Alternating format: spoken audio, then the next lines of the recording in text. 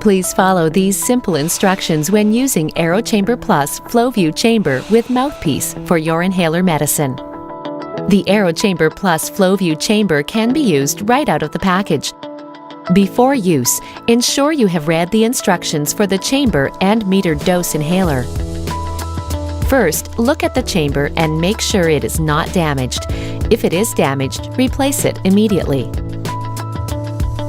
Remove the caps from the inhaler and the chamber. Shake the inhaler as per its provided instructions. Next, insert the inhaler into the back of your chamber.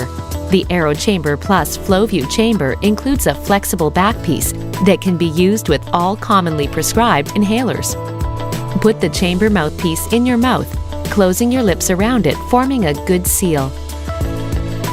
The FlowView inspiratory indicator only moves if you have a good mouthpiece seal. Breathe out gently through the chamber and then press the inhaler at the beginning of a slow inhalation as the FlowView inspiratory indicator moves towards you.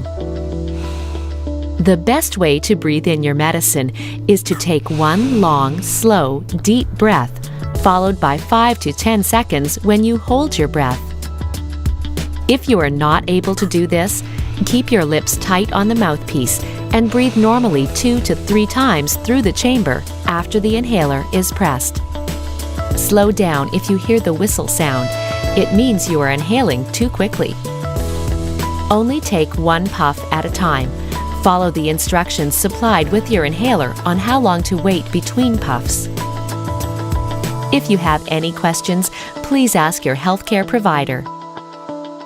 For complete instructions, please refer to the patient instructions available on our website.